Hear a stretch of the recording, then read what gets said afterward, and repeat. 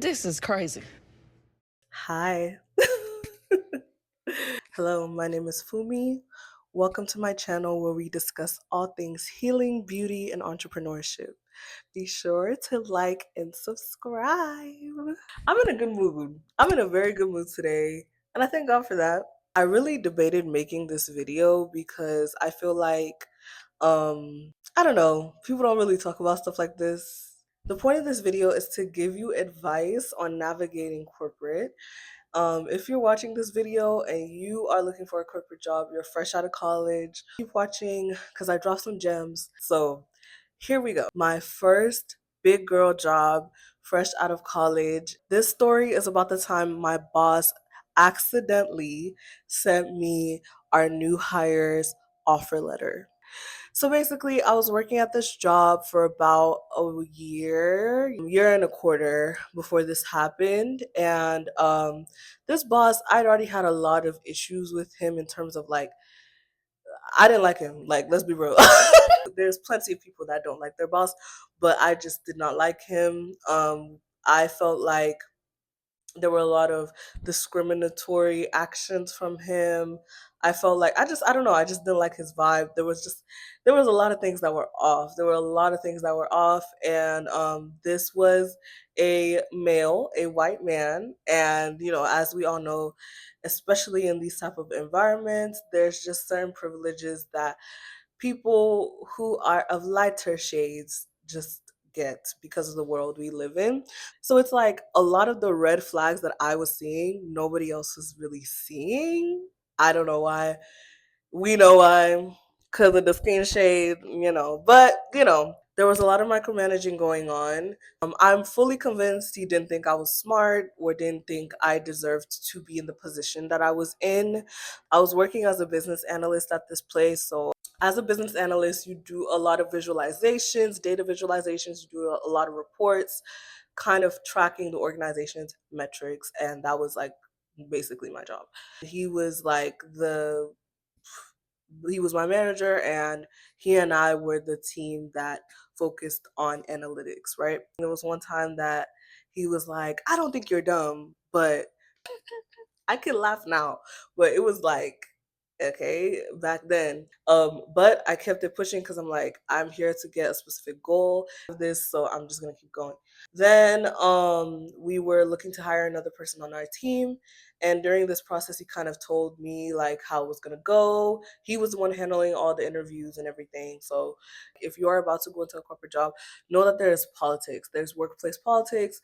Know that there are certain things and certain ways they treat people that are younger. So then finally, they had decided on a candidate. They made a drive, like a folder in the OneDrive, and of like onboarding materials. He shared the folder with me. I guess he had copied the folder from his personal device onto the OneDrive, which is like, use your brain, turn it on, Turn this on. Turn it on. he didn't think about what was in there, what was not in there. So, sometimes when you're interviewing people, if you've ever interviewed people before, maybe you'll have like a folder of like their resume, cover letter, things like that. And so I guess that's what he had. So he didn't realize or like remember that he had the person's like offer letter on there. So then he put that on the OneDrive that he shared to me.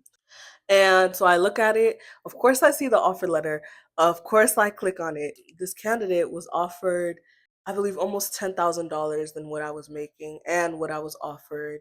Additionally, about 3 months before this person had started, this whole offer letter fiasco had happened, I had just asked for a raise. So that was what happened. I click on the offer letter, see that they were offering this person almost $10,000 more than me, and I just asked for a raise. I was like obviously shocked and confused. I was angry. I was upset.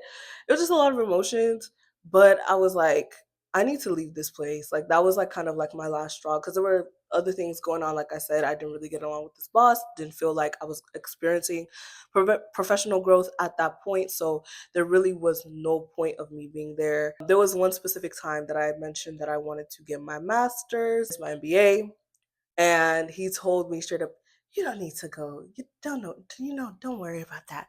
You don't need to go to school. That just kind of like was like the nail in the coffin that made me realize, like, yeah, you don't rate me. You don't rate me. You know what I mean? Like, you don't really think that I'm smart and I can do the things I want to do. You know what I mean? At this point, I'm not getting what I wanted, what I signed up for. So I need to leave. So after I saw the offer letter, that was my last straw. This experience drastically shifted the way that I saw career and employment. And now I'm going to tell you about some advice and some things you should keep in mind if you are fresh in the job market. I know a lot of people are looking for jobs. If you are, please stay encouraged. Please keep going. As for me, I decided to focus on entrepreneurship. If you are someone that I want to be in the corporate field, I want to work the corporate ladder, but I don't want to stay on my soul and I don't want to be a crappy person, keep listening. So let's start with the don'ts. Do not settle on what you want when you're negotiating your salary. You deserve what you want. Point blank, period. If something is not what you want, do not settle. It's not worth it. It's not worth it, babe. I promise you. I know the market is hard. I know there's things you want to do, but I promise you what you actually want is out there. It's out there and they will give you what you want and they will pay you what you deserve. And I say this especially to my fellow ladies who look like me. If you're a Black woman, we are notoriously underpaid. When we talk about the wage gap, it's like Black women are in the very bottom of the scale. 80 cents to a dollar that white men get paid, something like that. And I think it's only gone down like in the past few years. So if you are a Black woman listening to this, please take my advice. I know it's hard. I know you want to get out there. You have your dreams, but please don't settle. Do not hold your tongue when you are getting treated unfairly. This one is really personal for me because I feel like this is something that I didn't do and I kind of regret, because it's like when people don't know that they got you messed up, they're just going to keep doing the same thing. And that's something that I've definitely learned from my experience that I told you guys about with that job that I had. I didn't tell them straight up like I saw the offer letter. Well, I did. I told the higher up, but I didn't tell my like manager and call him out like this is the mistake that you made. It's not something that's easy, especially if you're someone like me and you grew up in an African home. You always need to respect your elders. It's not disrespectful to stand up for yourself. Third thing, do not wait for the job to get worse. Let's say you start a job, things are going good, and then you feel a twinge of something doesn't feel right. You need to start looking for other options right then. Do not wait. Like the week that happens, you need to start looking for your other options and you need to start thinking about what you want to do and start making an exit plan. Do not wait. Do not wait for the job to get worse. For me, like I said, I decided to move on to entrepreneurship and focus fully on my candle business named Limoké. You guys should go follow us, by the way, at Shop Limoké. I hand make affirmation candles and posters like this one. But I decided to do that because I'd already explored entrepreneurship before I even started that job. And I realized how much I loved entrepreneurship and I wanted to continue to pursue it. So not only just, okay, let me start applying for jobs frantically. No, no, no. Like make a plan. What is it that you want? Put it down as a possibility because really the sky is the limit. It's just up to you or what you want to do. So, do's. Do speak up about what you've accomplished on the team consistently. Please, please, please, if you do not take anything from this video, take this. Let's say you guys have bi-weekly meeting. You need to be saying at those meetings, like, of course, I understand it takes maybe 3 months, 6 months for you to get acclimated in your job and figure out how things are going. After those 6 months, I feel like 6 months is the highest it should go. You need to be speaking up about the things that you have accomplished in that team. This week, what's the word? I, and I know this is hard for women. I know this is hard for people in general, but especially for women. You need to be saying, I completed this report. You know what I'm saying? You need to get comfortable saying I. Of course, if it's something that like the whole team did, don't like take credit for someone else's work. That's not what I'm saying. If you have spent time on something and it was just you need to highlight that during the meeting. Say you put out the fire, say how you put out the fire and the outcome from it.